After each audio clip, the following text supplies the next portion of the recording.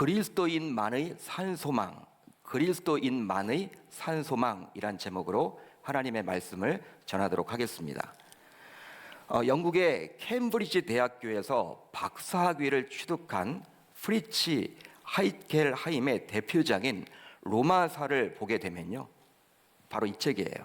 이 대표적인 저작입니다.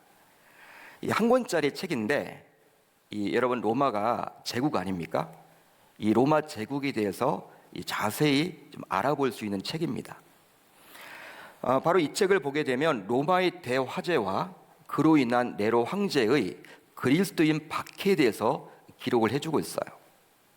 제가 잠시 읽어드리면요, 잘 들어보시기를 바랍니다. 64년에는 덥고 건조한 기후가 지속되었다.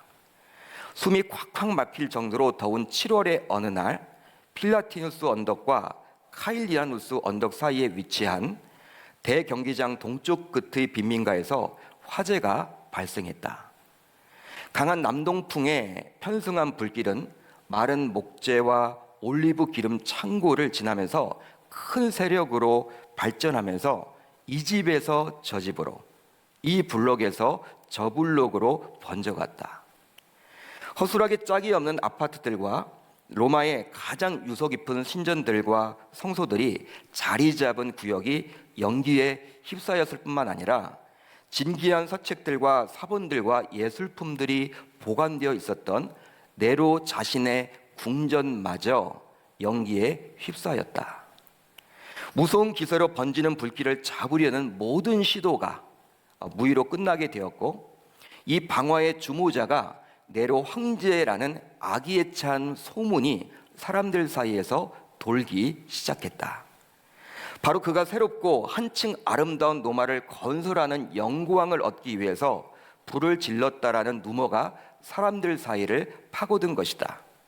실제로 당시 네로가 자기 궁전인 황금 궁전 재건에 쏟아부은 낭비와 사치가 상상을 초월했기에 이런 루머를 실제로 여기는 사람들은 점점 늘어만 갔다. 따라서 네로 황제는 화재에 관련하여 자신에게 쏟아지는 온갖 의혹을 딴 데로 돌리기 위해서 희생양을 찾아야만 했다. 그렇게 해서 그가 찾아낸 대상이 바로 그리스도인들이었다. 이런 내용이에요. 당시 네로는 그리스도인들을 잡아다가 일부를 개들에게 찢기게 하고, 일부는 십자가에 못 박고, 일부는 산채로 태워 죽였다고 합니다. 여러분, 끔찍한 만행을 저지른 것이죠. 즉 콘스탄틴 대제까지 지속될 약 250년 동안의 기독교 박해의 서막이 열리게 되었던 거예요. 네로 황제 때부터 이 콘스탄틴 대제가 기독교를 공인하지 않습니까? 그때까지 약 250년 동안 이 황제가 바뀔 때마다 10명의 대표적인 황제가 대박해를 해요. 대박해. 근데 이 로마의 대화재가 그것의 서막을 지금 이렇게 열었다라고 볼 수 있는 거예요. 결국 네로 황제의 박해 속에서 예수님의 수제자요, 대사도로 할 수 있는 베드로조차도 순교를 당하게 돼요. 들려오는 이야기로는 베드로는 예수님과 똑같은 십자가에서 못 박을 수 없다. 예수님과 똑같은 십자가에서 죽을 수 없다. 이런 이야기로 십자가에 거꾸로 매달려서 처형을 당했다라고 합니다. 여러분, 이렇게 십자가형 당하는 것도 힘들 텐데 거꾸로 매달려서 십자가형에서 처형을 당했다고 그래요. 예수님을 3번씩이나 부인했던 큰 죄인이기에 어떤 의미로 그는 실패를 한 사람임에 틀림이 없습니다. 자신뿐만 아니라 옆에서 이런 모든 상황을 지켜본 사람들은 이제 베드로의 사역은 끝났다라고 생각을 했겠죠. 그런데 베드로는 우리들에게 다음과 같이 권면을 해줍니다. 바로 다음의 말씀이에요. 그러므로 너희 마음의 허리를 동이고 근신하여 예수 그리스도께서 나타나실 때 너희에게 가져다 주실 은혜를 온전히 바랄지어다. 아멘. 감당할 수 없었던 실패를 경험한 그가 이처럼 담대하게 저와 여러분들에게 권면할 수 있었던 이유는 과연 무엇 때문일까요? 여러분, 무엇 때문일까요? 바로 실패한 베드로에게 임한 하나님의 은혜 때문입니다. 하나님의 은혜라는 거예요. 실제로 자신이 그 하나님의 은혜를 체험해 보았기 때문에 우리들에게도 그 하나님의 은혜를 온전히 바라도록 권면할 수 있었던 것이죠. 자신이 직접 체험해 보았기 때문에. 죄와 사망의 권세를 이기고 부활하신 이후 우리 주님은 실패하고 주저앉은 베드로를 버리지 않습니다. 버리지 않아요. 여러분, 그가 친히 은둔에 있었던 갈릴리 바닷가로 예수님께서는 친히 찾아가시죠. 그리고 더 이상 그를 꾸짖지 아니하시고 누구에게도 맡기지 않았던 양을 처음으로 그에게 맡기세요. 여러분, 이것보다 더 큰 은혜가 어디 있단 말입니까? 여러분, 이것보다 더 큰 은혜가 어디 있겠어요? 이 하나님의 은혜가 바로 베드로를 일으킨 것이죠. 실제로 복음서와 사도행전에 기록된 베드로의 행적은 완전히 다른 사람처럼 보이기까지 해요. 마태복음이나 마가복음이나 누가복음이나 요한복음에 나와 있는 베드로의 모습과 사도행전에 나와 있는 베드로의 모습은요, 완전히 다르죠. 바로 감당하기 어려운, 이해하지 못할 주님의 큰 사랑이 베드로를 완전히 바꾸었던 것입니다. 사도행전에 나타난 그는 초대교회 리더로서 구심점 역할을 감당했어요. 가룟 유다를 대신할 제자로 마띠아를 선출하는 데 있어서도 주도적인 역할을 했던 인물이 바로 베드로였습니다. 그뿐만이 아니었어요. 오순절 성령이 임하신 사건을 당시 의심했던 유대인들에게 강력한 메시지를 선포하심으로 그날 하루에만 무려 3,000명의 세례를 받고 교회로 인도되기까지 했어요. 그때 있었던 사람이 바로, 그 설교자가 바로 베드로였어요. 또한 성전 미문에 있었던 안진뱅이를 치료했고 솔로몬 행각에서 선포한 한 번의 설교를 통해서 남자 5,000명을 구원의 자리로 인도했습니다. 이 사건으로 인해서 당시 종교 지도자들은 베드로를 잡고 협박했지만 그는 복음서와는 완전히 다른 담대한 사람으로 이미 변모해 있었던 거예요. 그뿐만이 아닙니다. 초대교회를 거짓말로 어지럽히려고 했던 아나니아와 삽비라 부부를 치리했으며 예루살렘 공의회에서 이방인들에게 은혜를 베푸는 문제로 갈등이 일어날 때에도 힘써 복음을 지지했어요. 즉, 복음은 율법과 상관없이 이방인들에게도 동일하게 적용된다는 것을 강력하게 주장해서 예루살렘 교회가 올바른 판단을 내리도록 일조를 했습니다. 여러분, 이러한 사건들, 바로 거기에 이 베드로가 있었던 거예요. 어떤 의미로 자신의 모든 것을 포기하고 전적으로 올인했던 스승 예수가 십자가에 달려 죽었기에 세상적인 관점으로 보게 되면요, 이 베드로는 실패자였어요. 전적인 실패자죠. 또 그 스승 예수를 3번씩이나 모른다고 부인했기에 신앙적으로도 실패자라고 할 수 있습니다. 세상적으로 보기에도 실패자요, 또 신앙적으로 보기에도 실패자가 바로 베드로였어요. 그렇지만 우리는 사도행전을 통해서 모든 것이 끝났다라고 생각될 정도로 실패했던 그가 그 하나님의 은혜 속에서 어떻게 새로워지는지를 목격할 수가 있습니다. 여러분, 베드로는 더 이상 내려갈 곳이 없는 처절한 실패를 맛보았어요. 여러분, 이것 때문일까요? 자신보다 여러분 더 힘들고 어려운 사람이 주변에 있을 거 아닙니까? 실패를 여러 번 경험한 사람들이 있을 거 아닙니까? 환난을 당하고 고난 속에서 헤어나오지 못하는 사람들이 주변에 있지 않을까요? 아마도 자신과 같은 상황에 처한 사람들에게 누구보다도 남다른 동정심을 갖고 있었던 사람이 바로 베드로였을 거예요. 자신이 이미 처참하게 무너져 봤기 때문에. 이런 베드로의 마음을 우리 하나님께서는 아시고 그로 하여금 베드로 전서를 기록하도록 했던 거예요. 기록하도록 했던 거예요. 그러게 베드로는 절망 속에 있는 사람들에게 소망을 주기 위해서 그의 첫 번째 편지인 이 베드로 전서를 썼다라고 볼 수 있습니다. 따라서 오늘 예배를 드리는 우리들 가운데 정말 어떤 문제로 낙심한 분이 있다면, 자신의 처한 상황을 바라보면서 또 절망 속에서 하루하루 근근히 살아가는 분이 계시다면, 오늘 베드로가 전해주는 소망의 메시지에 큰 위로와 도전을 받고 돌아갈 수 있기를 주님의 이름으로 축복합니다. 여러분, 소망의 메시지예요. 여러분, 이 시대는 소망이 필요합니다. 소망이 필요해요. 되는 것이 없다. 왜 나에게는 이렇게 하는 일마다 꼬일까? 힘들까? 나는 예수님 이렇게 잘 믿어보려고 몸부림을 치는데 세상 사람들, 하나님 모르는 사람들은 잘 되는데, 잘 되는 것처럼 보이는데 왜 나는 이렇게 일이 풀리지 않을까? 혹시 그런 분들이 계시다면 오늘 이 베드로 전서 이 말씀을 통해서 큰 위로와 도전을 받고 돌아갈 수 있기를 바랍니다. 요새 전 세계를 강타하고 있는 코로나 바이러스, 이 코로나 바이러스가 민족과 피부색, 부한자와 가난한 자, 학식의 차이와 남녀노소를 가리지 않듯이 인생을 살아가는 모든 사람들은 고난이란 위기를 만나게 됩니다. 여러분, 삶을 살아갈 때 고난을 만납니까? 안 만납니까? 만나죠. 어려움을 다 만나요. 여러분, 다양합니다. 사람들마다 다 달라요. 여기 앉아 계신 모든 분들에게 나와서 자신이 겪었던 그 고난 이야기를 한번 하면요, 아마 여러분 끝이 안 날 거예요. 저도 마찬가지고 여러분들도 마찬가지고 고난을 다 경험하죠.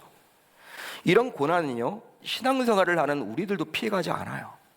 아니, 오히려 신자들은 세상 사람들이 당하는 어려움뿐만 아니라 신앙적인 연단까지도 받아야 하기 때문에 이중적인 어려움 속에서 살아간다고 볼 수도 있습니다. 여러분, 세상 사람들은요, 눈에 보이는 그냥 일반적인 고난만 당하지만 저와 여러분들은 신앙적인 연단까지도 당해야 하기 때문에 어떤 경우에 신자들의 경우 고난을 달고 살 가능성도 굉장히 농후해요. 농후합니다. 여러분, 이런 감당하기 힘든 고난을 만나게 되면요, 대부분의 사람들이 어떨까요? 우리나라 분들만 그런 것이 아니라 전 세계적으로 여러분 공통되는 것이 있으니 바로 무엇입니까? 동일하게 눈물을 흘리며 슬퍼하게 된다는 거예요. 슬픔에서 헤어나오질 못하죠. 즉, 고난 속에서 기뻐하는 경우는 없습니다. 나에게 여러분 고난이 막 왔는데 기쁨이 있다. 여러분 아주 여러분 성령 충만한 사람이거나 아니면 빨리 병원에 가봐야 되는 그런 사람일 거예요. 대부분의 사람들은 여러분 고난 속에서 기뻐하지 못해요. 저는 목회자의 한 사람으로서 많은 장례식장을 가보게 되었는데요, 어떤 분의 장례를 치르든지 분위기가 굉장히 무겁고 슬픔이 가득 차 있습니다. 특별히 자녀를 먼저 보내야만 하거나 부모보다도 자녀를 먼저 보내야만 할 때, 혹은 사랑하는 부모, 배우자를 너무 일찍 떠나 보내야 하는 그 장례의 경우에는 슬픔이 너무 큰 나머지 적막감까지 느껴져요. 적막감까지 느껴집니다. 제가 아는 40대 후반의 남자 집사님이 갑자기 심장마비로 하나님의 부르심을 받았어요. 갑자기. 평소에 누구보다도 건강하셨던 분이셨고 누구나 알아주는 대기업에 다니고 있었습니다. 성격도 굉장히 좋으셨어요. 교회에서도 굉장히 밝으셔서 정말 사랑을 많이 받았던 집사님이셨는데 갑자기 심장마비로 하나님의 부르심을 받았어요. 교회에서 장례를 주관하게 되어서 여러 번 장례를 인도하러 제가 가게 되었는데요, 그런데 아내 집사님이 몇 번이나 실신을 해서 장례식장 옆에 있는 병원 응급실에 실려 가셔야만 했습니다. 집사님 입장에서는 얼마나 가슴이 미어지겠습니까? 여러분, 그러지 않을까요? 여러분, 내일이라고 생각을 한번 해보세요. 나에게 그런 일이 벌어졌다. 집사님이 예배 드리다가도 갑자기 실신을 해요. 응급실로 바로 이동을 해야 돼. 그때 넋이 나간 집사님과 아직 어린 자녀들 앞에서 예배를 인도하기가 참 쉽지 않았어요. 솔직한 심정으로는 그 자리를 피하고만 싶었습니다. 이런 장례는 정말 힘들다. 너무 힘든 거예요. 그런데 나 자신이 담당 교육자였기 때문에 모든 장례를 집례해야만 했습니다. 여러분, 사랑하는 남편을 갑자기 떠내보내고 사랑하는 아빠를 먼저 보냈기에 슬퍼하는 그들에게 어떤 말이 위로가 될까요? 여러분, 어떤 말로 위로를 할 수 있겠습니까? 저는 그냥 같이 울었어요. 저는 그냥 같이 울었습니다. 말씀을 전하다가 몇 번이나 중간에 울먹였는지 몰라요. 막 울컥 막 울음이 나오는 거예요. 제가 일부러 울으려고 한 것이 아니라 이렇게 쳐다보면 여러분 그냥 울음이 나요. 막 눈물이 나요. 울 수밖에 없어요. 이렇게 감당하기 힘든 고난 속에서 기쁨을 말한다는 것은 굉장히 어색하기만 하겠죠. 마치 장례식장에 가면서 알록달록한 등산복을 입고 가는 것과 마찬가지일 겁니다. 굉장히 여러분 어색한 거예요. 슬픔 가운데, 고난 가운데 기쁨 이야기를 한다는 그 자체가. 정말 고난과 기쁨이란 단어는 같이 쓸 수 없는, 즉 어울리지 않는 단어라 할 수 있습니다. 그런데 오늘 말씀을 보게 되면요, 베드로는 놀랍게도 고난 속에서 기쁨을 이야기하고 있어요. 오늘 본문 6절 우리 한번 같이 읽어봅니다. 6절 시작. 그러므로 너희가 이제 여러 가지 시험으로 말미암아 잠깐 근심하게 되지 않을 수 없으나 오히려 크게 기뻐하는도다. 아멘. 그러므로 너희가 이제 여러 가지 시험으로 말미암아, 우리가 당하는 시험이 있잖아요. 이런 시험으로 인해서 근심하게 되지만 잠깐 근심한다라는 거예요. 사람이 이제 잠깐 근심하겠지만 오히려 크게 기뻐할 것이다. 베드로는 우리도 사람이기 때문에 고난과 시험 앞에서 근심한다. 근심 자체가 여러분 없어지는 건 아니에요. 예수를 믿어도 신앙생활을 해도 잠깐 근심은 하겠지만 그러나 그 이후에는 더 크게 기뻐하게 될 것이다. 이렇게 권면하고 있어요. 물론 이것은 탁상 공론이 아닙니다. 즉 현실성이 없는 허황된 이론이 아니에요. 베드로 자신이 이미 몸소 체험해 보았기 때문에 담대하게 저와 여러분들에게 권면해주고 있는 거예요. 자신이 여러분 체험해 봤잖아요. 예수를 모른다라고 3번씩이나 부인했으며 자신의 전부와도 같았던 예수님께서 십자가에 달려 죽으셨기에 그는 큰 좌절과 낙심으로 인해서 자신의 고향인 갈릴리 바닷가에서 은둔하고 있었어요. 숨어 지냈다라는 거예요. 그렇지만 그는 곧 기쁨을 회복합니다. 기쁨을 회복해요. 잠시 근심했지만 이후에는 큰 기쁨을 회복하게 돼 있어요. 잠깐 근심을 했지만 그것은 정말 잠시였으며 후에 그는 기쁨을 회복하여 멋진 사역자가 되었죠. 그것이 바로 베드로의 모습이에요. 여러분, 그렇다면 어떻게 이것이 가능한 일일까요? 여러분, 어떻게 이것이 가능하냐? 이게 말이 되냐? 어떻게 고난 속에서도 기쁨을 기대할 수 있습니까? 바로 산소망을 붙잡을 때 가능해집니다. 산소망을 붙잡을 때 가능해지는 게 바로 이 고난 속에서도 기쁨이에요. 베드로 사도는 오늘 보면 3절에서 다음과 같이 이야기를 합니다. 그의 많으신 긍휼대로 예수 그리스도를 죽은 자 가운데서 부활하게 하심으로 말미암아 우리를 거듭나게 하사 무엇이 있게 하시며 산 소망이 있게 하시며. 아멘. 산 소망, 영어 성경인 NIV 버전으로 보게 되면 A living hope, 즉 살아있는 소망이란 거예요. 살아있는 소망. 소망이란 단어가 살아있는 거예요. 따라서 세상이 말하는 막연한 희망과는 분명히 다르다라는 것을 말해주기 위한 성경적인 표현으로 보시면 됩니다. 그러니까 세상에 말하는 희망이란 단어가 있죠. 희망. 그 희망이란 단어를 우리는 여러분 떠올리잖아요. 소망하면. 그렇지만 성경적인 용어로 살아있는 소망이라고 말함으로 바로 다르다라는 거예요. 막연한 희망과는 다르다라는 거예요. 실제로 세상이 말하는 희망은요, 그냥 실현되기보다는 이루어지지 못한 꿈으로 남는 경우가 굉장히 많아요. 희망이 여러분 실현되기도 하지만 대부분의 여러분 희망은요, 그냥 꿈으로 남는 경우가 더 많죠. 뭐 되면 좋겠다. 안 되는 경우가 더 많아요. 내 자녀가 서울대 가면 좋겠다. 서울대 못 갈 확률이 더 많죠. 그러기에 거짓된 희망으로 오히려 괴로움을 준다고 해서 세상에서는 희망 고문이란 말이 유행하기도 합니다.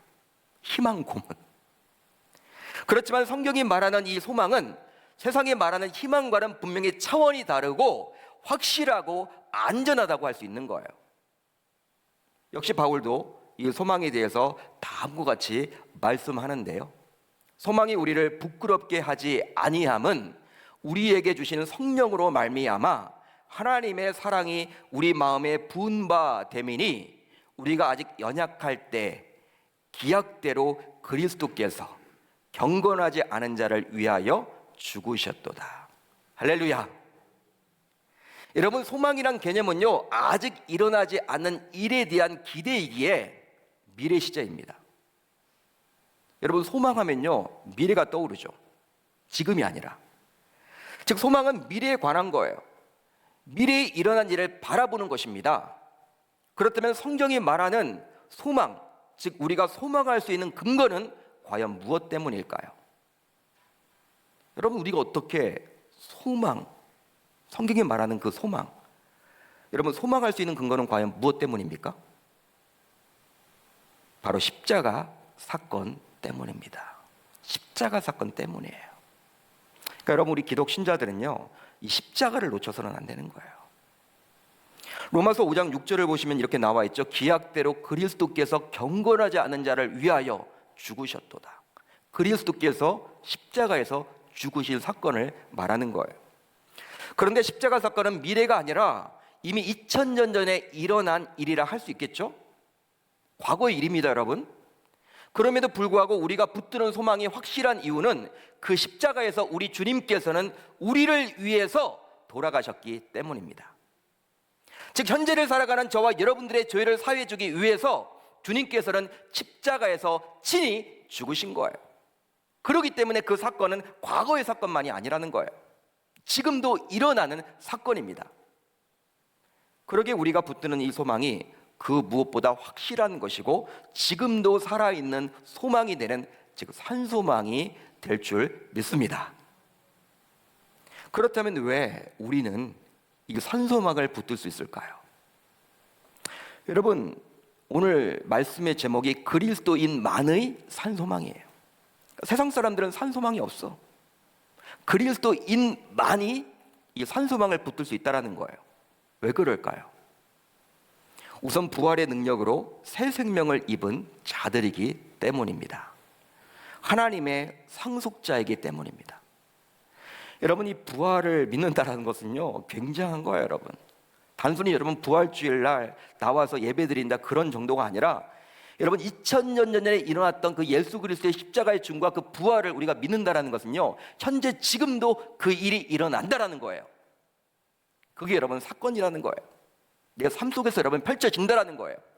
그렇기 때문에 살아있는, 지금 현재형으로 기록되어 주고 있는 거예요. 살아있는 소망, 산소망. 저와 여러분들 산소망의 주인공이 다 되시기를 주님의 이름으로 축복합니다. 산소망을 붙들 수 있기를 바랍니다. 산소망을 붙든다면 어떤 좌절된 위기가 나에게 닥쳐오더라도 세상 사람들은 다 두 손 들고 항복하고 힘들고 어렵다라고 이야기를 할지라도 저와 여러분들만큼은 이겨낼 수 있다는 거예요.